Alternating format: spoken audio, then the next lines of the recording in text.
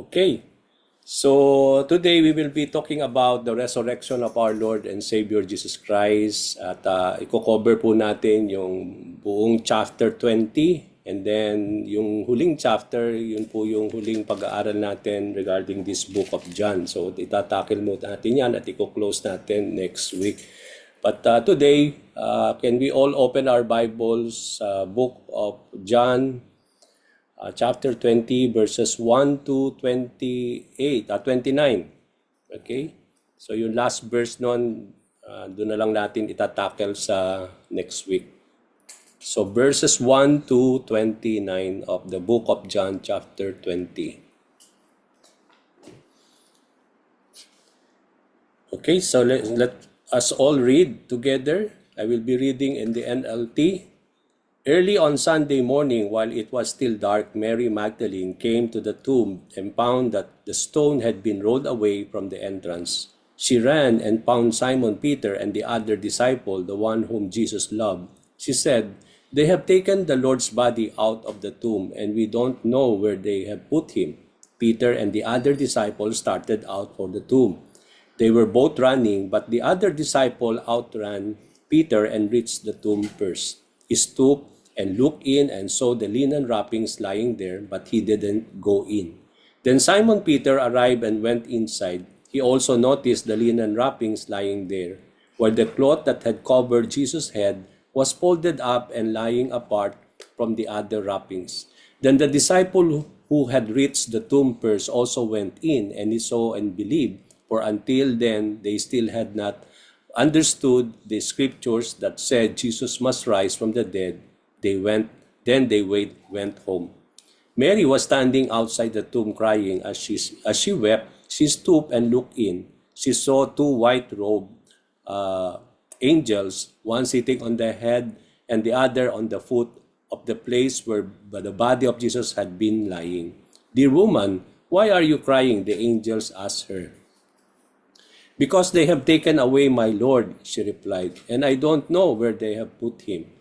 She turned to leave and saw someone standing there. It was Jesus, but she didn't recognize him. "Dear woman, why are you crying?" Jesus asked her. "Who are you looking for?" She thought he was the gardener. "Sir," she said, "if you had taken him away, tell me where you had put him, and I will go and get him." "Mary," Jesus said. She turned to him and cried out, "Rabboni," which is in Hebrew for teacher. Don't cling to me," Jesus said, "for I have not yet ascended to the Father, but go find my brothers and tell them, I am ascending to my Father and your Father, to my God and your God." Mary Magdalene found the disciples and told them, "I have seen the Lord." Then she gave them his message. That Sunday evening, the disciples were meeting behind locked doors because they were afraid of the Jewish leaders. Suddenly, Jesus was standing there among them. "Peace be with you," he said. As he spoke, he showed them the wounds in his hands and his side. They were filled with joy when they saw the Lord. Again he said, "Peace be with you. As the Father has sent me, so I am sending you." Then he breathed on them and said, "Receive the Holy Spirit. If you forgive anyone's sins, they are forgiven. If you do not forgive them, they are not forgiven." One of the 12 disciples, Thomas, nicknamed the twin, was not with the others when Jesus came. They told him, "We have seen the Lord." But he replied, "I won't believe it unless I see the nail wounds in his hands, put my fingers into them, and place my hand into the wound in his side." 8 days later, the disciples were together again, and this time Thomas was with them. The doors were locked, but suddenly, as before, Jesus was standing among them. "Peace be with you," he said. Then he said to Thomas, "Put your finger here and look at my hands. Put your hand into the wound in my side. Don't be faithless any longer. Believe." "My Lord and my God," Thomas exclaimed. Then verse 29, then they told him, "You believe because you have seen me. Blessed are those who believe without seeing me." So, purihin ang Panginoon sa kanyang mga salita this day.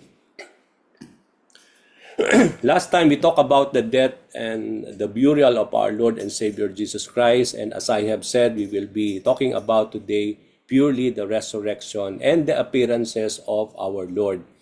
Na napag-aralan natin last time mga kapatid sa ating pong pag-aaral that after the women of Galilee saw the tomb where Jesus' body was placed, they went home and prepared spices and ointments to anoint the body of the Lord.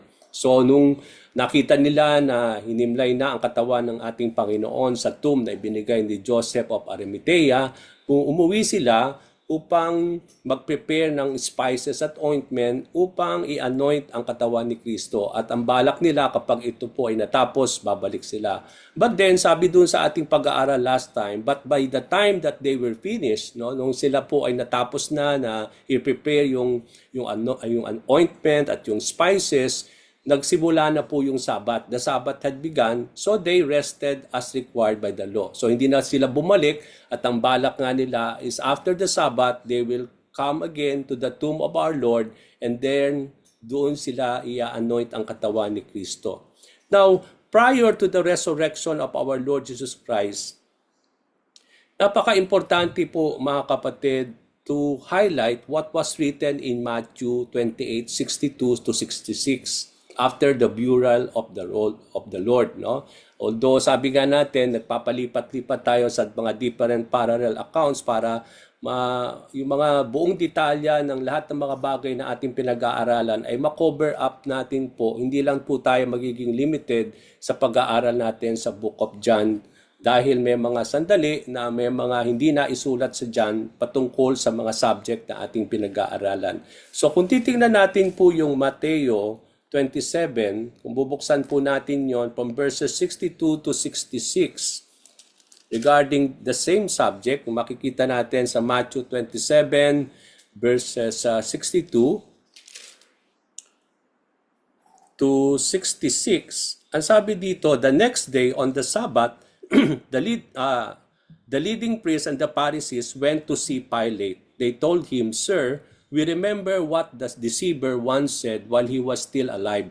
After 3 days, I will rise from the dead. So we request that you seal the tomb until the 3rd day. This will prevent his disciples from coming and stealing his body and then telling everyone he was raised from the dead. If that happens, we'll be worse off than we were at first." Pilate replied, "Take guards and secure it and the best you can." So they sealed the tomb and posted guards to protect it. So napakahalaga na bigyan natin ng pansin itong sinulat ni Mateo regarding how the priests and the Pharisees ay pumunta kay Pilate at sila po ay humingi ng mga guards para i-secure ang tomb ng ating Panginoon. So makikita natin dito na during the Sabbath day, makita natin that the leading priests and the Pharisees went to Pilate. They told him, as they remember what Jesus once said while he was still alive, no? Naalala nila yung sinabi ng ating Panginoon nung siya po ay nabubuhay, that after 3 days, he will rise from the dead. So naalala nila yon. Kaya pumunta sila kay Pilate at sabi nga natin, sila ay humingi ng mga guard or soldier to secure the tomb of our Lord and Savior Jesus Christ. So they repaired, napaka-inam na bigyan ng pansin of how they repaired Jesus Christ as being a deceiver. No, I don't know in your other translation, but in the NLT, ang ginamit doon, they repaired Jesus Christ as a deceiver, for they accused Jesus of deceiving people with his teachings and claims. No, na ang tawag nila sa Panginoon ay deceiver, no, na nagdinideceive niya ang mga tao sa mga kanyang itinuturo at especially sa mga claim ni Lord regarding who He is at that particular time. Ito pa nga religious leaders na ito, nag-request sila kay Pilate to seal the tomb until the 3rd day. Now, why seal the tomb? Bakit po gusto nilang i-sealed or igwardyahan o bantayan yung tomb? Now, the reason was 2 ways. May dalawang bagay na dapat tayo po i-consider dito. Bakit sila nagpunta kay Pilate para i-secure ng mga gwardya o ng mga sundalo yung tomb ng ating Panginoon. So, why seal the tomb? So, there are 2 important things that we need to consider. First, they requested it to prevent Jesus' disciples from coming to the tomb and steal his body. So ito yung unang reason. Bakit sila ay humingi ng mga sundalo o Roman soldiers to secure the tomb is because they think na para palabasin na talagang nag-resurrect si Lord dahil sila naman ay hindi naniniwala na si Lord ay magra-rise from the grave at para po ito ay secure at hindi nakawin daw ng mga disciples yung kanyang katawan para palabasin ng mga disciples na talagang siya ay nag-rise from the grave. So in doing so, they will tell everyone that Jesus was raised from the dead. Na ang kanilang pananaw is that kapag ninakaw ng mga disciples ang katawan ni Kristo, ipagkakalat daw ng kanyang mga disipulo na si Jesus ay nabuhay na muli sa kamatayan at ang tomb ay empty dahil wala nga pong katawan. So yun yung po yung unang kailangan nating maintindihan, which is the very reason why the religious leaders went to Pilate. But on the other hand, alam natin mga kapatid na meron ding pag-aalala itong mga religious leaders, baka magkatotoo nga. Okay, so maaring paano kung magkatotoo na talagang Jesus Christ will really rise from the grave and not that the disciples will take His body. So yung second consideration natin is actually to guard the possibility of Jesus actually resurrecting from the dead. So yun po yung dalawang reason. No? Although binanggit lang dyan is that they are requesting to secure the tomb, thinking that the disciples will really steal the body and take the body, and then they will try to tell the people that Jesus Christ was raised from the grave. But on the other hand, alam natin po itong mga Pharisees na ito, no? We believe that there is this second thought also playing on their minds na paano kung talagang totoo na mag-resurrect si Lord. So they requested for the guards to actually secure the tomb. So if either of these two would happen, kung ito man ay mangyayari, parang nating mangyayari pareho o mangyayari yung isa o hindi at yung isa ang mangyayari, the leaders perceive that this deception will be worse than the first deception. So tinuturing nila na itong mangyayaring deception ay mas malala pa doon sa previous deception. Ano yung deception dati na kinukonsider nila na itong mangyayaring deception na ito ay mas mahigit pa? Ano yung unang deception? Yung deception na si Jesus daw ay nabuhay na muli. Kapag daw yung yan ay kumalat, it will be more worse than the first deception. Ano yung first deception? Yung mga inaangking mga bagay patungkol kay Lord, no? Na He is claiming that He is God, He is claiming that He is indeed the Son of God, the Messiah. So yun yung first yung deception na tinuturing ng mga religious leaders. At yung second deception is that He is yung resurrection of our Lord. That this resurrection of the Lord Jesus Christ, which they considered as the second deception, will be more worse than the first deception regarding what Jesus Christ was claiming about Himself. So upon the request of the religious leaders, si Pilate, nagbigay siya ng mga guards, ng mga Roman soldiers to secure the tomb and posted them to protect the tomb. Kaya that explains itself bakit meron pong mga gwardiya so that's doon sa tomb ni Lord Jesus Christ. So, nung mga panahon na yon, so naglagay po ng tomb noon, and here comes now Sunday, early morning, nakita natin dahil nga hindi po natuloy yung pag-anoint ng body ng mga kababaihan ng Galilea, yung mga panahon na yon, they went back to the tomb to anoint the body of the Lord. This made them to reserve, parang ni-reserve niya po nila yung mga spices, yung mga ointment na hindi nila nagawa noong mga panahon na yon dahil nagsimula na po yung Passover. Kaya yung ating passage today sa verse 1, sa chapter 20, doon natin makikita na early Sunday morning.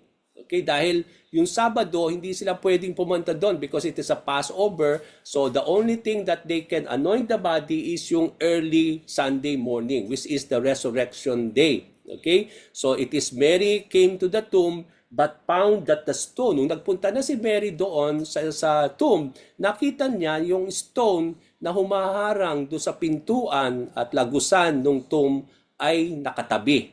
Okay, so it was rolled away from the entrance. At yun ang nakita natin dito. Now, who were with Mary when she went to the tomb? Kasi kung makikita natin dito, binanggit lang dito ni John that it is actually Mary who went there early morning. Okay? But actually, kung i-consult natin yung mga ibang parallel account, it is not only Mary who went there. Actually, John wrote that Mary only went to the tomb, but actually with her, meron siyang mga kasamang ibang mga kababaihan na kasama niya nung sila ay nagpunta dun sa Golgotha to see how the Lord was crucified, and then they were able to see also when Jesus Christ was laid on the tomb. Sino po itong mga kababaihan na ito? Sa Matthew 28 verse 1, makikita natin Mary and the other Mary. Mayroon pong another Mary na kasama si Mary Magdalene. Ang tinutukoy na other Mary dyan is yung mother ni James at ni Joseph.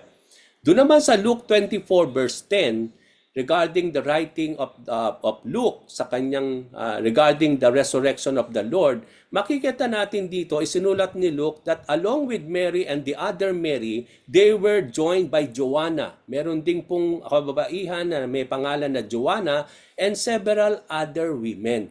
So actually, it was not only Mary who went there alone, but there are other women who went with her to anoint the body of the Lord. Ngayon, prior to the coming of Mary Magdalene, bago po nagpunta si Mary at ang ibang mga kababaihan dun sa libingan ng ating Panginoon, there was something that had happened. Okay? So meron pong mga nangyari.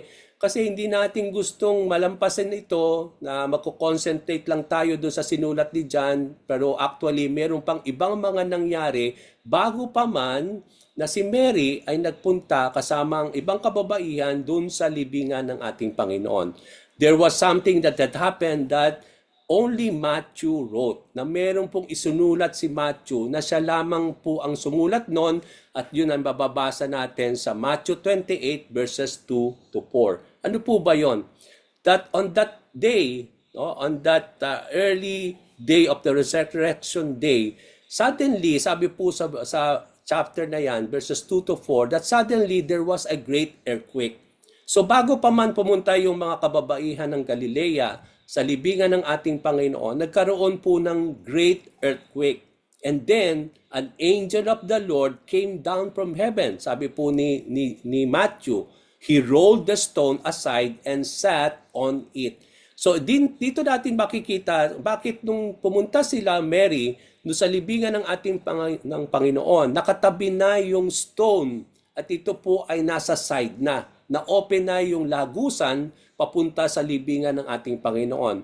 At dito natin makikita sa Matthew 28 na kahit hindi binanggit yan ni John, actually it is the angel of the Lord ang gumawa nun. He rolled the stone aside and sat on it. His face, sabi, nilarawan ni Mateo, itong angel na ito, that his face was shining like lightning and his clothing was as white as a snow. And the guards, nung nakita ito at naranasan nga, dahil there's a great earthquake, at nakita nga nila yon, no? Yung angel of the Lord, the guards shook with fear when they saw the angel and they fell like dead men. So nagbuwalan lahat yung mga sundalo, no? At they were filled with fear as they fell like dead men.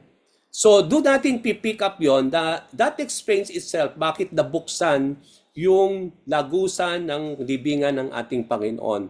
And that's why when Mary went there, she saw na nakatabi na yung bato na siyang nagiging susi upang saraduhan yung lagusan ng libingan ng ating Panginoon.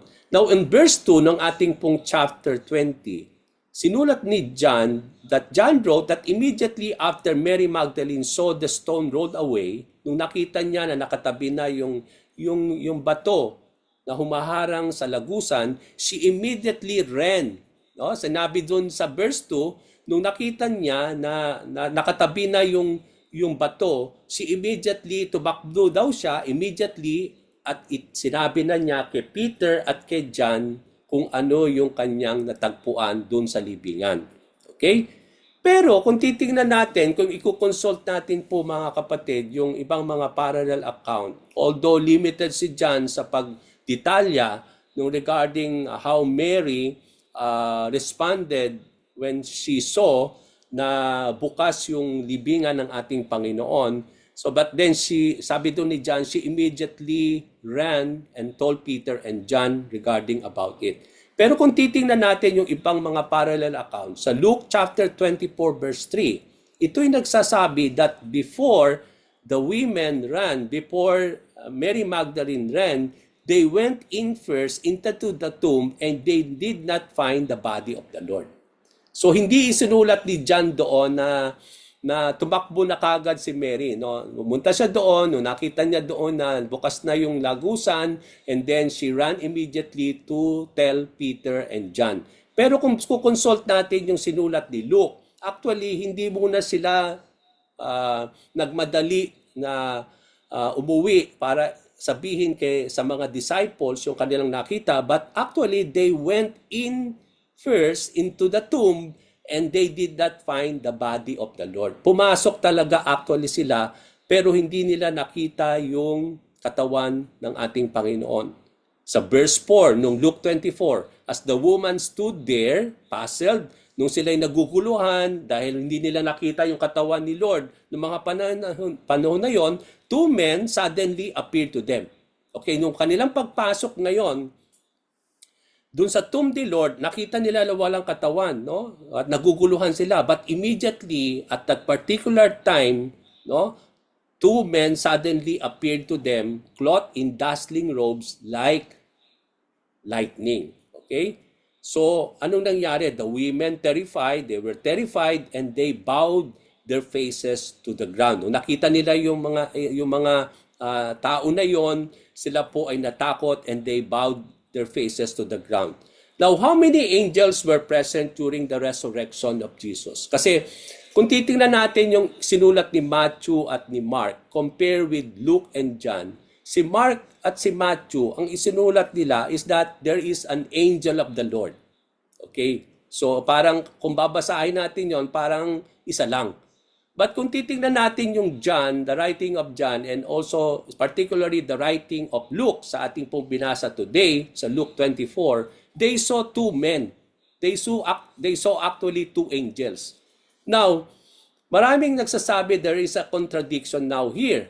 Now, bakit sinulat ni Matthew at ni Mark that there is the angel of the Lord? So pag sinabi nating angel of the Lord, hindi naman angels of the Lord, but then angel of the Lord, particularly, it is singular thing. So ibig sabihin, isang anghel. But then makikita naman natin dito sa Luke, and particularly sa John, makasasabi natin na ang writing naman is that there are two angels. Okay? So how many angels were present during the resurrection of the Lord? Was there any contradiction between the writing of Matthew and Mark compared with the writing of Luke and John? Because kay Luke at kay John, they wrote two angels. Now, wala pong contradiction. We all know about that. No? There are explanations that we need to understand to explain bakit yung ganun ang pagkakasulat nila Matthew, nila Mark, compared with Luke and John. Now, there were two actually angels present, mga kapatid. So actually, there were two angels noong mga panahon na yon. Si Matthew and Mark did not say, kung mapapansin ninyo, an angel of the Lord. Okay? But then, hindi sinabi na doon, na hindi nila sinulat ni Matthew at ni Mark, only one angel. But they say, an angel of the Lord. Maaring an angel of the Lord who rolled yung rock, but hindi sinabi doon that there is also another angel, no? Pero ang tinukoy doon, the angel of the Lord, no? Hindi sinabing only there is only one angel. Pag sinabing ni Mark at ni Matthew that there is only one angel o tinukoy niya na one angel, no? That particularly, magkakaroon tayo ng contradiction kasi sinulat nila one angel. Pero an angel of the Lord ang sinabi doon. It may be that ang tinutukoy nila, yung angel of the Lord na yon ay yung roll ng stone. But merong pang isang angel na hindi na sinulat nila Matthew and Mark na ang kanilang binigyan ng emphasis ay yung angel na nag-usog ng stone dun sa tomb. Okay, so yun yung concentration kung bakit sinulat ni Mark and Matthew. Why only there is the angel of the Lord? Because ang intention ni Matthew and Mark was to give emphasis kung sino ba talaga yung nag-roll ng stone on the side. Okay? At ang sinabi doon, an angel of the Lord rolled the stone to the side. Pag gano'n ang pagkakaintindi natin, hindi natin i-close yung idea na merong pang isang angel. Kasi ang tinutukoy nga, ang sinusulat ni Matthew dito is that yung sino yung nag-usog nung bato. Okay? So wala sa talagang contradiction. Yun ang intention ni Matthew, bakit niya sinulat. That the angel rolled it, but actually, as Luke and John said, there was two angels who ministered to the body of the Lord during the resurrection day. Now, whether one or two angels spoke to the woman does not matter. Okay? Kasi may explanation naman yan, the way they wrote it. At alam natin, walang contradiction sa writings ng mga authors of the Bible. But all the gospel writers wrote the same message that the angel told the women. So kung titingnan natin dito, no, although merong iba-iba yung the way they wrote, kasi kung makita natin si John, nung sinulat niya yung resurrection ni Lord, wala siyang iba't ibang mga detalya na nakita natin kay Luke, kay Matthew, kasi yun yung meron siyang reason bakit yun lang ang sinulat niya regarding the resurrection. Hindi na niya sinulat yung iba. Regarding naman kay Matthew, kay Mark at kay Luke, meron naman din silang purpose bakit ganun ang kanilang pagkakasulat. So hindi ito nagsasabi mga kapatid na may contradiction. But we believe that there are two angels who were present at the time of the resurrection of the Lord. Pero ang tinukoy lang doon, the angel of the Lord, na binigyan ng emphasis sa pagsusulat ni Matthew at ni Mark, ay kung yung angel na yon ang siyang nag-roll. Pero aside from that angel who rolled the stone, there is another angel. Okay, na hindi naman sinulat nila Matthew and Mark, pero nakita natin na sinulat ni Luke. Pero ano man po yung talagang totoo, makikita natin dito, there were no contradictions because yung mga messages nung angels sa mga kababaihan ay pare-pareho na isinulat nila Matthew, Mark, Luke at John. Okay? So kung titingnan natin, pare-pareho siya. Wala siyang pagkakaiba dun sa mensahe na ibinigay nung anghel doon sa mga kababaihan ng Galilea. Now sa verse 2 ng ating John chapter 20 verse 2, makita natin Mary Magdalene taught that the two men, no, yung in the appearance, yung angel in the appearance of men, actually were the one who took the body of Jesus Christ, and she did not know where they have put it. So nung nakita ni Mary Magdalene itong dalawang lalaki na ito, no, she thought na itong mga lalaki na ito ang nagtangay dun sa katawan ng ating Panginoon, at hindi niya alam kung saan niya ito, o saan inilagay nito mga kalalakihan na ito, which is actually they were angel at that time in the appearance of men, where they took the body and put it. No? Kaya doon makikita natin dito na sa pananaw, do sa writing ni John, there were also two men who were seen by Mary Magdalene, at sabi nga dito ni Mary Magdalene, itong mga lalaki na ito ang tumangay doon sa katawan ng ating Panginoon. So it was obvious that the two angels were talking. So tingnan niyo po ito, no? Nung nagmensahe na yung anghel. Okay? Now come to think of this, no? nung sa writing ni Matthew and ni Mark, that the angel of the Lord spoke to the woman regarding about the body of the Lord. Now, kung titingnan natin in reality, if there were two angels, bakit hindi sinabi ni Matthew at ni Mark na itong dalawang anghel na ito ang nagsasalita? Paano sila magsasalita ng sabay sila? Okay? So it means to say there is only one angel who was talking to the women at that particular time.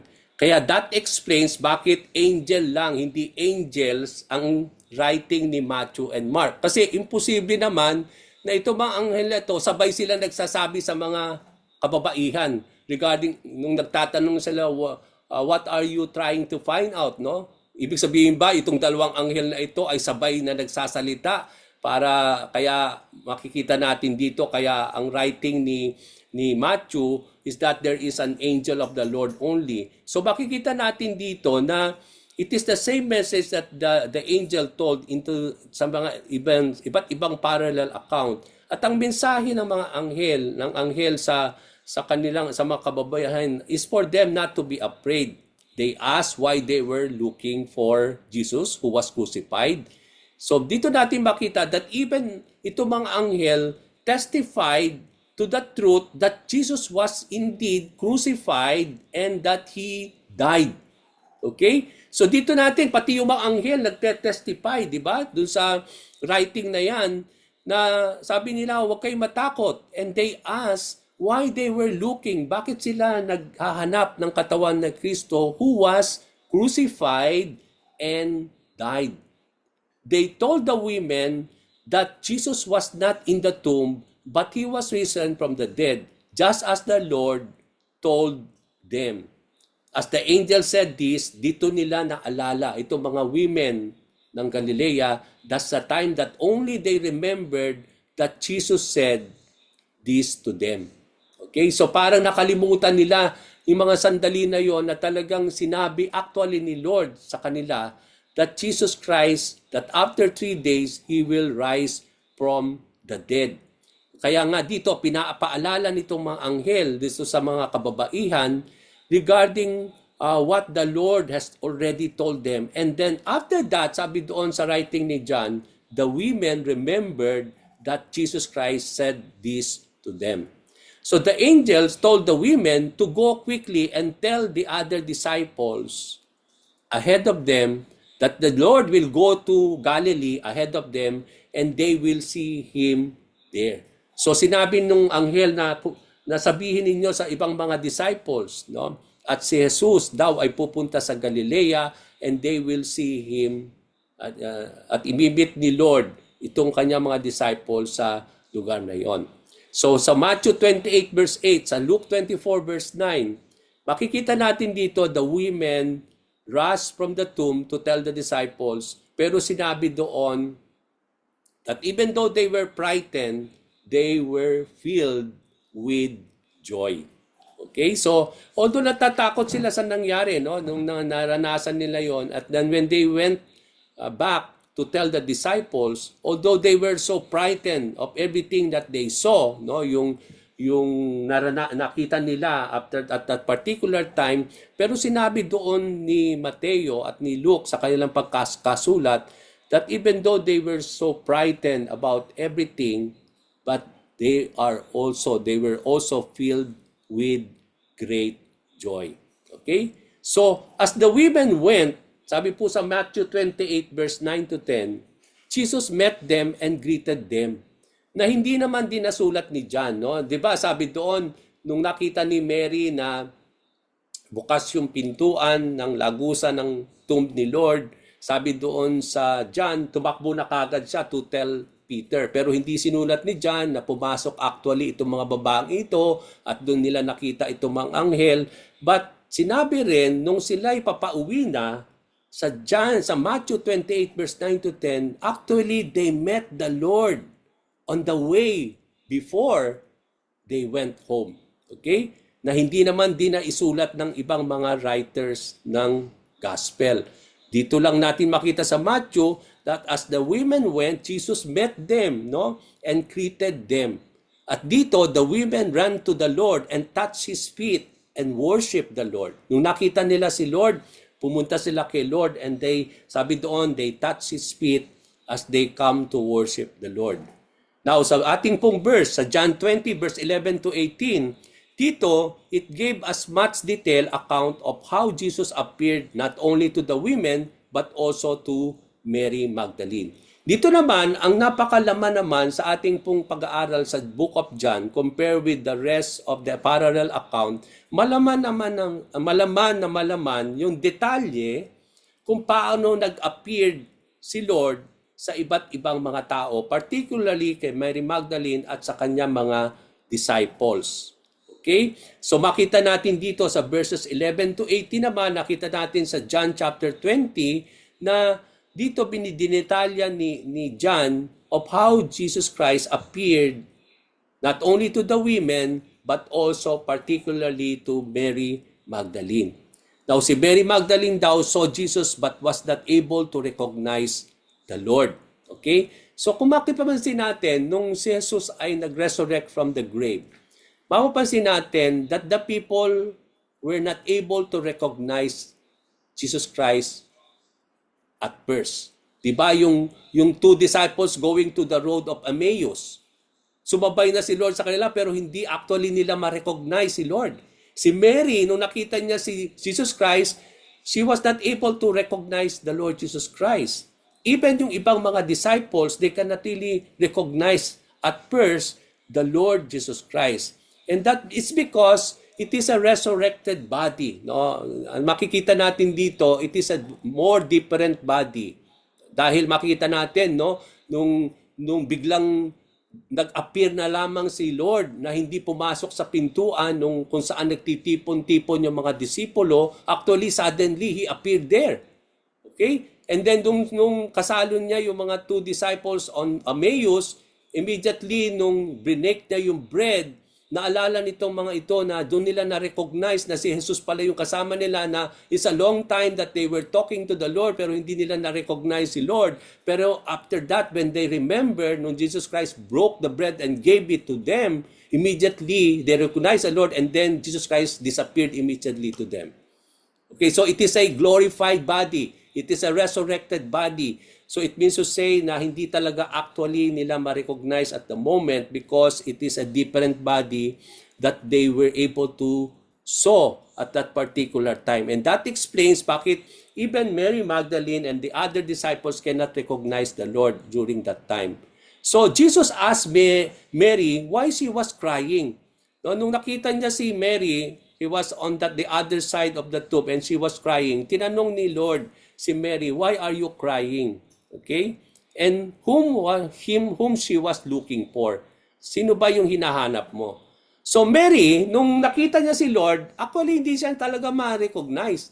Kasi akala niya, ito yung gardener nung garden. Di ba last time nakita natin na yung tomb na pag-aari ni Joseph of Arimathea ay nakalagay sa garden. At yung tomb na yon ay inukit sa mga bato. At yung kabatuhan na yon kung saan inukit yung tomb ni Lord na ibinigay ni Joseph of Arimathea para sa i-lay down yung body ni Lord, it is actually in the garden. And that explains, nung nakita ni Mary itong taong ito, na hindi niya na-recognize na si Jesus pala yun, akala niya, she thought that the man that talking to her was the gardener, for the tomb was in the garden. She thought that he took the body. No? Para bang sa kanyang perception din na itong gardener, maaring siya rin ang nagkumuha ng body ni Lord. Na tinangay niya yung body ni Lord. Kaya nga, she thought that this man, who is the gardener, took the body of the Lord and laid it somewhere. But when Jesus called her name, nung sinabi ni Lord, Mary, and that's the time that Mary was able to recognize only the voice of the Lord. And she was able to actually recognize that it was indeed Jesus Christ. Jesus told Mary to tell the disciples about His resurrection. So when Mary and the other women told the disciples about Jesus, how did they respond to what they heard? regarding the resurrection of the Lord. Sa John, wala tayong nakita kung paano nag-respond sila Peter and John, but it was mentioned there only that they went and they ran going to the tomb after Mary told them. But then, kung mapapansin natin dito sa Luke 24, verse 11, how did the disciple responded to what they have heard? Ang sabi doon, but the story sounded like nonsense. Nung inistorya na nila Mary, yung anong nangyari, nung narinig nila yung kwento nila Mary, ang sabi doon sa writing ni Luke sa chapter 24 verse 11, the story sounded like nonsense. Na parang nonsense. They cannot really believe it. So they did not believe it actually. Na para bang hindi nila talaga kayang paniwalaan, na parang it is so nonsense to believe what the women or particularly Mary was telling them. But Peter and John both ran to the tomb. No? At first, they did not believe. So what they did is that they ran immediately to the tomb.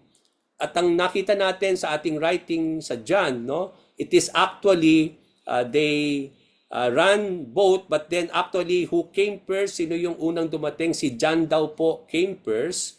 He saw the linen wrapping lying there, but he did not go inside. Hindi siya pumunta sa loob. Pero nakita niya rin yung linen of wrapping nung cloth. No? Di ba last time we talk about that there is a long linen cloth na ibinalot sa buong katawan ni Kristo at that time. Okay? But then, nung pumunta si John, dahil siya ang unang dumating dun sa lugar na yun, nakita actually ni John yung linen cloth na yon lying there, pero hindi raw siya nagpunta. Hindi pumunta siya actually sa loob. Then Simon Peter arrived. Yun ang yung mga panahon na yon, dumating na rin si Peter. But then si Peter, pumasok siya sa loob ng libingan. At anong nakita niya? Peter saw the linen wrapping lying there, and also the cloth that covered the face of Jesus Christ was folded and lying apart from the other. So nung pumasok dito si Peter, nakita niya rin yung linen wrapping na inirap sa katawan ni Kristo at yung cloth na itinakip sa muka ng ating Panginoon lying from apart from each other. Okay? Now, although John believed when he entered the tomb, yet, sabi dito, yet Peter still had not understood the scriptures, but then, although at that time John believed, no, but sinabi doon sa writing ni John that immediately they still cannot really understood the scripture that Jesus must rise from the dead. After that, they went home. Okay? So, nung nakita nila yung tomb that there is no body, nakita nila yung linen, but then, sinabi doon that even though John believed, but they went home still, nung sila'y umuwi, hindi pa rin nila lubos na maunawaan ano yung mga nangyari na yon of what the scripture said and wrote that Jesus must rise from the dead. So umuwi sila na talagang gulong-gulo pa rin yung isip nila.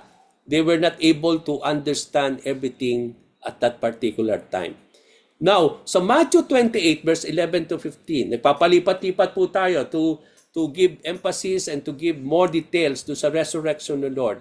As the women went their way, okay, nung sila'y umalis na at sinabi niya ito sa mga disciples regarding about the resurrection of Jesus Christ, there is also something that happened na isinulat lang ni Matthew. Ano yon? Yung mga soldiers, no, na nagbuwalan that they were that they fell like dead men nung sila'y nagising lahat.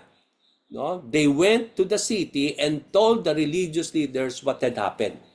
So sinabi nila sa mga religious leaders yung mga nangyari, yung earthquake, and there is this angel that they saw like a lightning ang appearance, no? Yung kanyang damit ay like a snow, no? Makita natin doon, and then they were so frightened and they all fell dead at that particular time nung sila'y nagising lahat.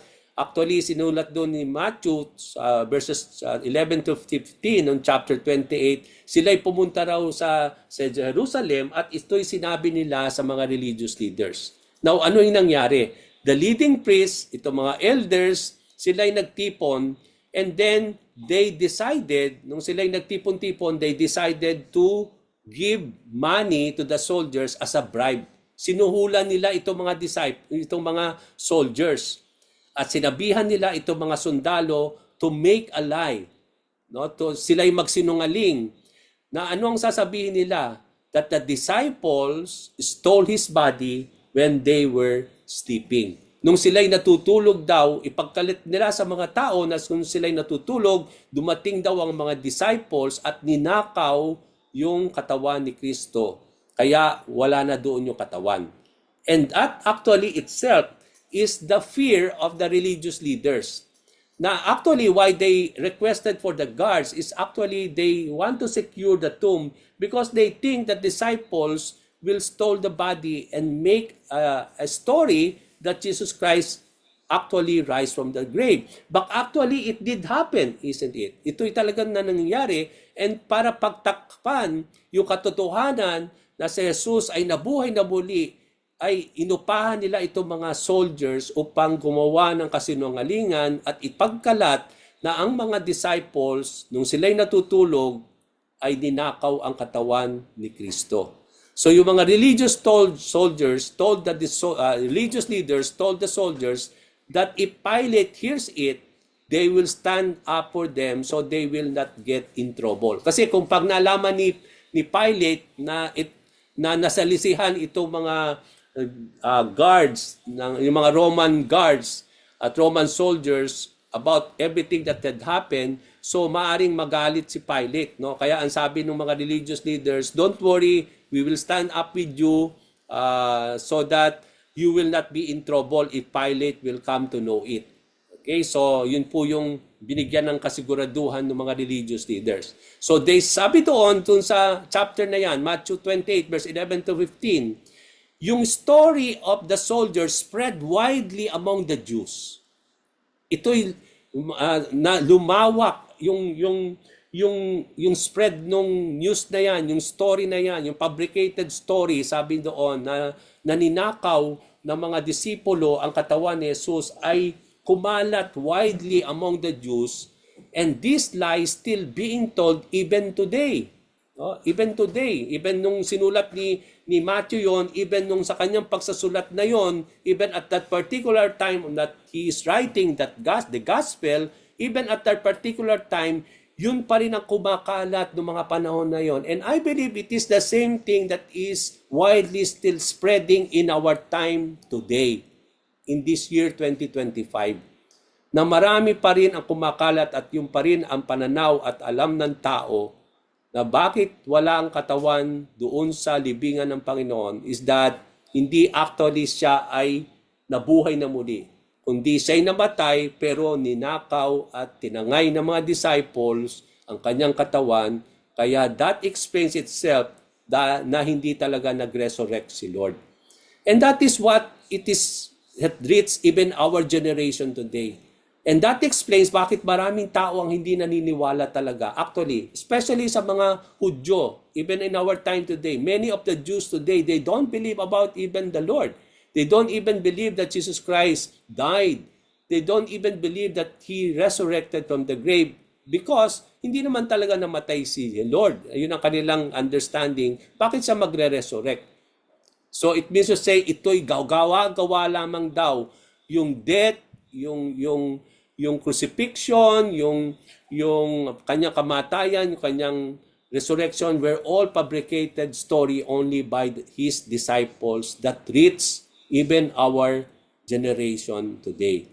So, dito natin makita, this explains why many people today still don't believe about the death, particularly about the resurrection of Jesus Christ. Because the story of His disciples stealing the body caused the tomb to be empty, and because there is no body found, ito ay pinalabas nila na talagang ito'y ninakaw lang daw at itinago ang body ni Lord at hindi ito makita, kaya ito po ay pinalabas na parang Jesus Christ was raised from the grave. But there was an empty tomb for either of the two reasons. Tingnan niyo po ito, no? Tingnan natin both. Now, one, there was no body because Jesus did not die and was not buried. So, maaring wala talagang, there's an empty tomb is because hindi naman talaga namatay si Lord at dahil hindi siya namatay, hindi siya nag-resurrect at hindi siya inilibing.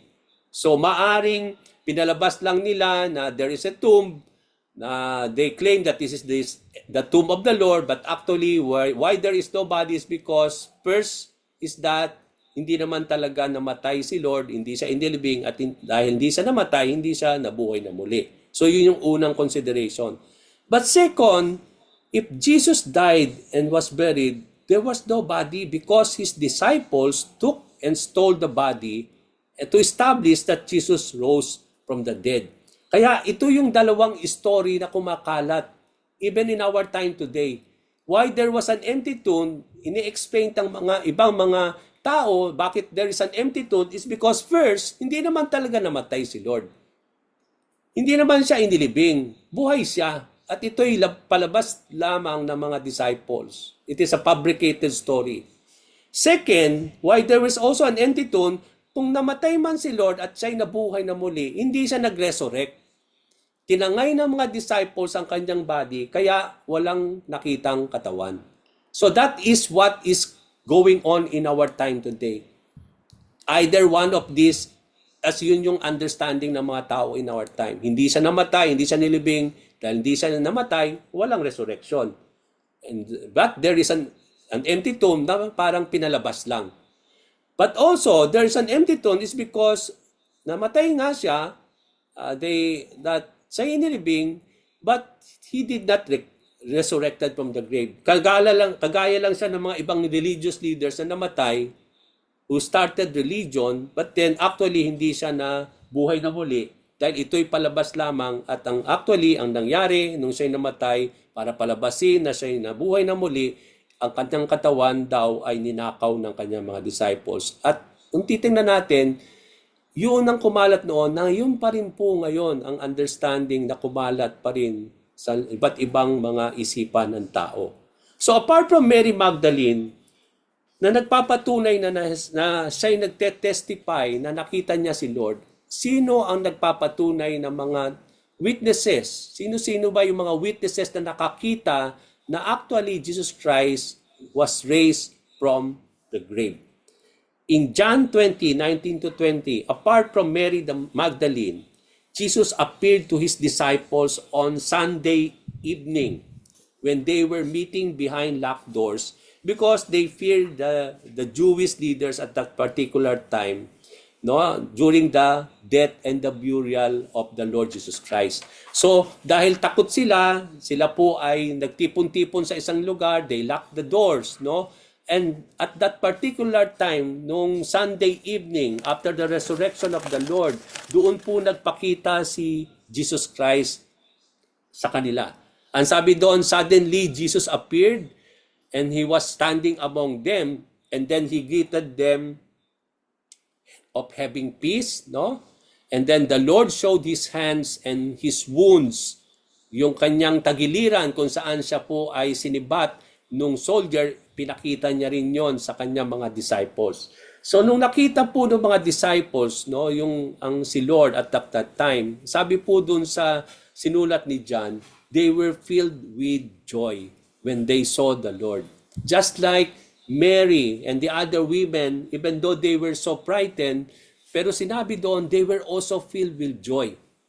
Now, as disciples of Jesus Christ, mga kapatid, what does this tells you and me regarding about the resurrection of the Lord? It means to say, the resurrection of the Lord should always bring us joy and it should always fill us with peace. And that is what we can see from the writings at that particular time.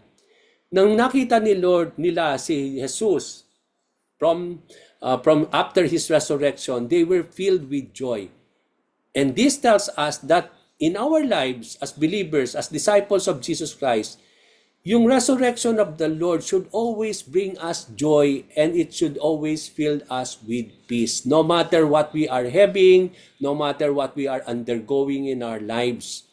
It's because anuman yung mga dinadala natin ngayon sa ating buhay, pasakit, mga problema, mga bagay na nagbibigay sa atin ng pag-aalala, I believe ang makapagbabalik lamang sa atin, sa ating puso't isipan ng lahat ng mga bagay upang magkaroon tayo ng mga kagalakan, kasiyahan sa ating mga puso in spite of what we are experiencing in this world, of all the troubles that we experience in this world, is when we always remember that Jesus is alive, that He resurrected from the grave, that He is victorious over sin and death, and because of all these things, we will also be victorious of all the things that we are undergoing in our lives, because Jesus Christ will give us victory over them. So, and that I believe, that explains itself why we will always be filled with joy when we remember that Jesus Christ came back into life. And because if Jesus Christ came back into life, then also that explains that we will also experience resurrection in our lives as believers of the Lord. And I believe that is the same thing that Paul was trying to experience in our lives, no? That sinabi niya, sinulat niya, that I want to know more Jesus Christ and the power of His resurrection. He wants to experience, he wants to know more. He wants even more, even to experience that the power that raised Jesus Christ from the grave, na parang inaasam niya that at that particular time of his life, that he will also be raised by that power that raised Jesus Christ from the grave. And I believe this is the same thing in our lives. Na sabi nga natin, no, not even anything can remove us from our faith in the Lord. Particularly, it will always give us joy, and we will always be filled with peace, knowing that Jesus Christ was taken out from the grave and He resurrected after 3 days. Na hindi siya nanatili doon, na hindi naagnas ang kanyang body doon sa libingan, but then after 3 days, na siya'y nabuhay na muli. So ito po, kaya nga po kapag tayo nagsi-celebrate ng Easter Sunday, no? Ito'y parang we are filled with joy and we are rejoicing for the victory na nakita natin, and that victory was also given to us by the Lord Jesus Christ. That's why with that victory, we will always have joy and peace no matter what we are experiencing in our life. So as the Lord appeared to His disciples, He gave them the several instruction. Nagbigay siya ng iba't ibang mga instruction sa kanyang mga disciples nung siya nagpakita sa kanila. Jesus sent them as the Father sent Him. So sinabi niya, as the Father sent me, I am now sending you. So at that particular time, ang sinasabi ni Lord, the Lord was now turning over the mission that He started. Yung ministry at mission niya na inumpasahan niya as the Father sent Him, ito'y pinagkatiwala na niya sa kanyang mga disciples na sila ngayon ang magpapatuloy ng ministeryo at ng mission na inumpasahan at tinapos ng ating Panginoon. The Lord has commissioned the disciples as He sent them. And I believe it is the same thing that the Lord has done in our lives. That as the Father sent Jesus Christ, He also is sending us to go and to make disciples, to go and preach the gospel to all the nations. And then after He sent them and commissioned them to go and send them as the Father sent Him to do now the mission of the Lord, sabi doon, Jesus breathed on them the Holy Spirit. Di ba pinangako ng Panginoon that He will send and He will ask the Holy Spirit, and the Holy Spirit will be upon the disciples. So at that particular time, Jesus breathed on them the Holy Spirit, and they received the Holy Spirit as Jesus promised. Anong sinasabi nito? As I am contemplating on this, when Jesus breathed on them the Holy Spirit, na-remind ako on the book of Genesis when God breathed on Adam and he became a living soul. No? Yung the impartation of life to a dead body. No, makita natin doon, 'di ba? Hinulma lang out of dust si Adam para siya maging living soul, hininga ng Panginoon. He breathed on that clay, no, na himinold niya, and then he became a living soul. No, that's the same thing when Jesus Christ breathed breath on the disciples, the breath of the Holy Spirit at that time. It means there is this impartation of life at that particular time in the lives of all the believers when Jesus Christ breathed on them the Holy Spirit. Makikita natin doon, no, that Jesus breathed on the disciples and they received the impartation of life. They were dead to sin but they were made alive in Christ. Ganun din naman tayo, no? Nung tayo ay na-born again, when we were born again into the Spirit, we were dead before because of sin. But then Jesus Christ breathed on us and made us alive in Him, no? When He breathed in us the Holy Spirit. No, nung tinanggap natin yung banal na Espiritu ng ating Panginoon, we were made alive and there is the impartation of eternal life in us. At another thing, Jesus instructed and give the importance of forgiveness of sins. Diba? Sabi doon, as you forgive anyone's sins, they will be forgiven. But if you will not forgive any sins, they will not be forgiven. Now, gusto kong bigyan ng emphasis ito. Maraming nagsasabi na binigyan ng karapatan si Jesus, yung kanyang mga disciples upang magpatawad ng mga kasalanan. But actually, it is God alone who can forgive sins. Man cannot really forgive sins. And I believe that is the essence why in yung mga pari sa Roman Catholic, di ba doon sila nagkukumpisal yung mga mananampalataya sa mga pari, and they are the one who is proclaiming that their sins will be forgiven. Their sins are forgiven if they will pray these prayers, di ba? Kung ano man yung sinabi ng pari, no? But actually, kung makikita natin, kung iintindihan natin, when Jesus Christ forgive the sin of that lame man, no? Ang sinasabi ni Lord dito, only God can forgive sins. No man can able to forgive sins, no?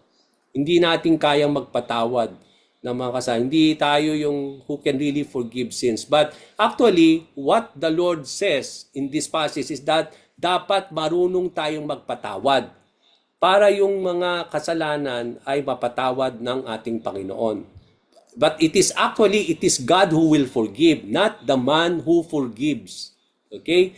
Kailangan nating magpatawad for the Lord na mapatawad tayo at yung taong nagkasala sa atin. Si Lord pa rin ang nagpapatawad, no? Siya pa rin yung nagre-restore. Hindi tayo ang nagre-restore sa ating mga sarili. Okay, mahalaga na magkaroon ng forgiveness para magkaroon ng reconciliation. But actually, si Lord ang nagre-remove ng kasalanan na yan sa atin. Siya ang naglilinis pa rin sa atin. Pero nararapat lang na magpatawad tayo ng mga kasalanan natin so that the Father will also forgive us. And that's the prayer, di ba? The Lord's Prayer. Forgive us of our sins, no? As we forgive those who had sinned against us. No, dinadalangin natin na habang tayo nagpapatawad, ang Diyos din ay patatawarin tayo. So nararapat lang na magpatawad tayo ng mga kasalanan natin para patawarin tayo ng ating Panginoon sa ating pagkakasala. Kaya the sins will be forgiven not by us, but by the Lord also when we know how to forgive.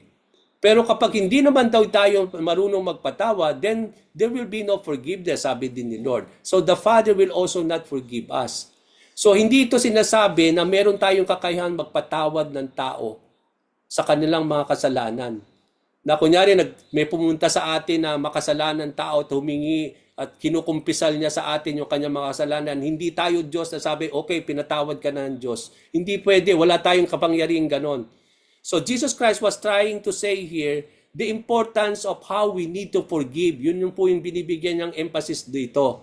Na hindi niya binibigyan ng power ang mga disciples na magpatawad ng kasalanan, na kung may mga taong mga makasalanan ang pupunta sa kanila, may kakayahan sila at power to forgive. No, it is God alone who can do that.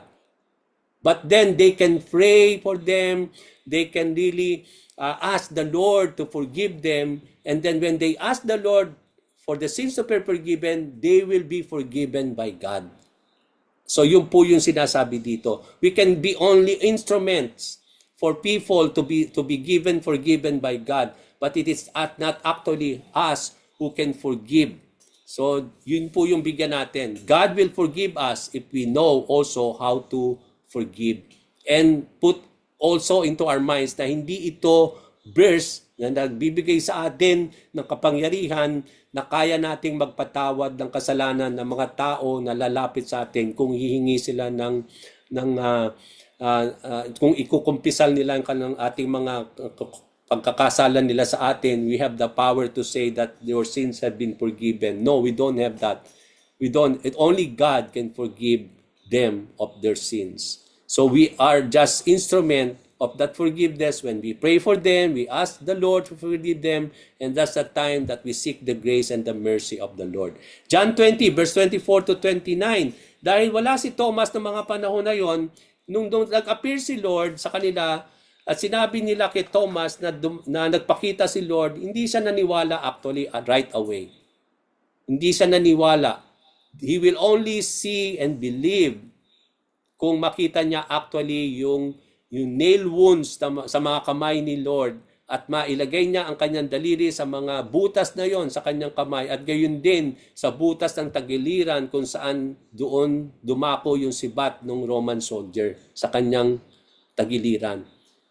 Then after 8 days, nung nagpakita si Lord, after 8 days noon, Thomas was with the disciples at that time when Jesus Christ suddenly appeared even though the door was locked.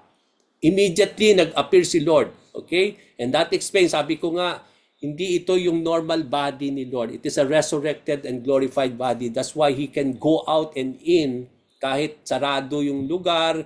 No? Immediately He disappeared. Immediately He appeared. No? It's because it is a different body. So the Lord greeted them. And then after He greeted them, tinawag niya si Thomas. Thomas, come here. See, sabi niya, ilagay mo yung mga kamay mo sa aking mga kamay and see and put it also on the side. So He asked him to put His hands onto them. And then Jesus called Thomas not to doubt. Huwag ka mag-alinlangan, but maniwala ka. And that's the time when Thomas was open in his heart and he exclaimed, my Lord and my God. Then the Lord told him that naniwala ka lang and you acknowledge me as being your Lord and your God because you had seen Him. But blessed are those who believe even though without seeing me. I believe in our lives we are also blessed. No? Tayo yung mga blessed people who believe even we have not seen the Lord. No? And kahit di natin nakita siya, hindi natin siya nahawakan, kagaya ng mga disciples, o mga tao in the time of the Lord Jesus Christ, papalad sila, but then hindi tayo kawalan because we are also blessed. Sinabi ni Lord, blessed are those who believe even though they don't see the Lord. Ganun din naman tayo. We are so blessed in our faith in the Lord. Even though hindi natin siya nakita, patuloy natin siyang pinaglilingkuran, minamahal, sinasamba, kung sino siya bilang ating Panginoon at bilang ating Panginoon Diyos. This is what faith is all about. Yan nga ang talagang pananampalataya. Ang pananalig dahil meron kang pananalig, nanampalataya ka dahil nakita mo lang. Compare naman sa isang tao na kahit hindi niya nakita, nanampalataya at naniwala siya.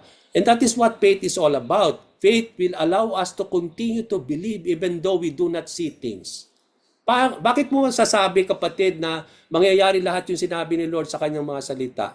Hindi naman natin to nakita talaga na may katunayan, but then pinanghahawakan natin lahat yun. Yun is because that is what faith is all about. We continue to believe because of this faith in us, even though we cannot see things that is coming.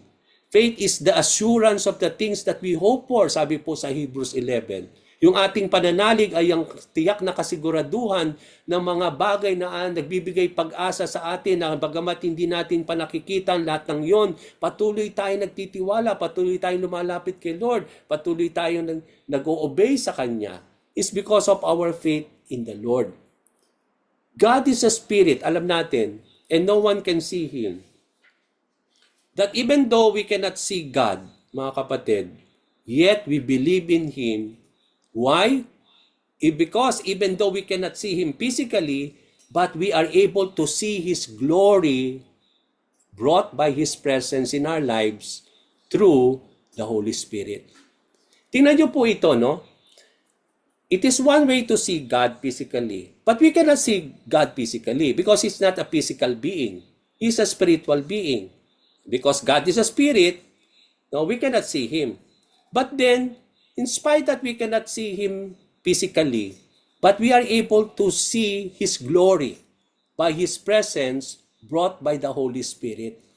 So nakikita natin ang glory ni Lord brought by His presence, dulot ng banal na Espiritu ng ating Panginoon. And that is what's so good, no? Na kahit hindi natin nakikita si Lord, but we are able to experience, we are able to see the glorious presence of God in our lives. Kitang-kita yon sa mga oras ng pagsubok, kitang-kita yon sa oras ng mga kagipitan, sa mga oras ng mga pangailangan, sa mga oras ng mga sakit, sa mga oras ng takot. Nararanasan natin lagi yung presensya ng Panginoon na kahit hindi siya nakikita, nandun yung kaluwalhatian ng Panginoon, dulot ng kanyang presensya sa ating mga buhay.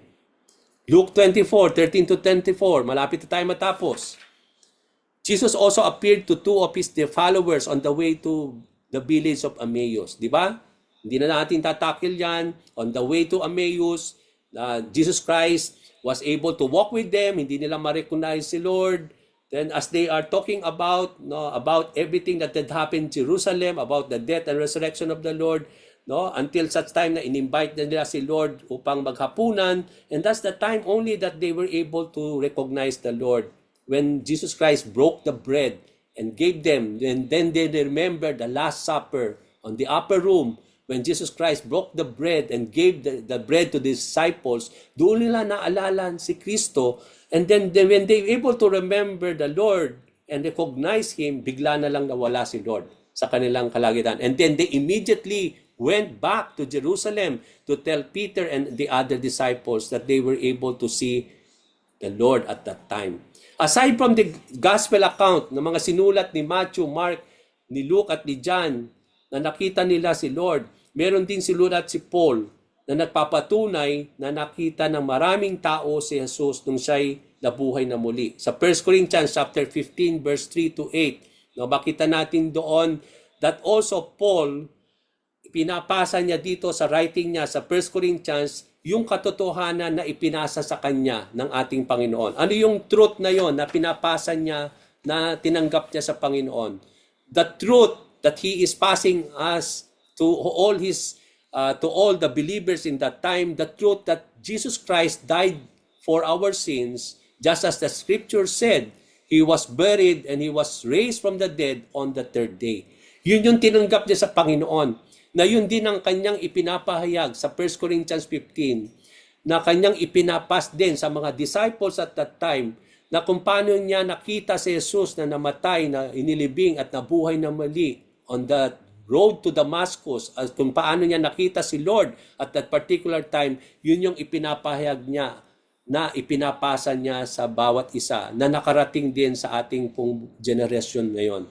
Jesus was seen by Peter and the 12, sabi niya sa 1 Corinthians 15. Hindi lamang po na nagpakita si Lord kay Peter at sa 12 disciples niya. Sabi doon ni Paul sa 1 Corinthians 15, He was seen by 500 of His disciples and followers at the same time. Okay? 500 followers, mga kapatid. Pwedeng mangyari yon iba't ibang time. Pero ang sabi doon ni Paul, 500 of His disciples saw Him at the same time. Maring sila'y nandun sa isang lugar. Come to think, 500. Imposible naman nagtipon-tipon itong 500 na ito sa isang lugar at doon ay nakita sila si Lord. Ibig sabihin, maring itong 500 ay in different places, no? But then, Jesus Christ appeared to them at the same time, no? At that particular time. He was seen by James and later by all the apostles, sabi ni Paul. And also, he was able to see the Lord. Tinetestify niya on the way to Damascus. Now, as I end, what if Jesus did not rise from the dead? Paano kung hindi talaga si Lord nag-resurrect? Nakagaya lang siya ng ibang mga religious leaders, no, na nagtatag ng ng mga katuruan, na nagtatag ng reliyon. So ano ang implikasyon nito sa atin? Sinabi po sa 1 Corinthians 15 verses 12 to 19, madalian, as I end, if Christ has not been raised, then there is no resurrection of the dead. Kung si Jesus ay hindi nabuhay na muli, don't expect na mabubuhay yung mga namatay. Forever na silang lost if Jesus Christ has not been raised. Another thing na Paul sinabi niya, if Christ has not been raised, the preaching that we hear is useless. So wag na tayo magsimba, mga kapatid. Ba't ba nakikinig pa tayo ng preaching kung hindi naman pala talaga nabuhay si Lord? So walang saysay lahat yung ginagawa natin, yung pagsamba natin, yung pagpunta natin sa mga Bible study, kagaya nitong ginagawa natin. Tigilan natin lahat ito, hindi naman pala nabuhay si Lord. So walang saysay itong ginagawa natin. Walang kabuluhan. If Christ has not been raised, our faith is useless. Even yung faith natin, na naniniwala tayo, hindi naman pala totoo ito. Fake pala itong faith natin. We all go back to our previous life, no? We enjoy life na lang until we die.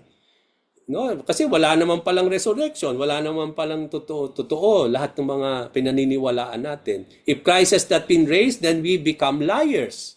Kasi pinamamalita natin, nagsishare tayo, nagpipreach tayo, nagtuturo tayo, ipinapahayag natin that Jesus Christ died and was buried and resurrected, pero hindi naman talaga lahat ito totoo, so we are lying about God. We are all liars, mga sinungaling tayo, and actually, hindi naman talaga si Lord namatay at nabuhay na muli.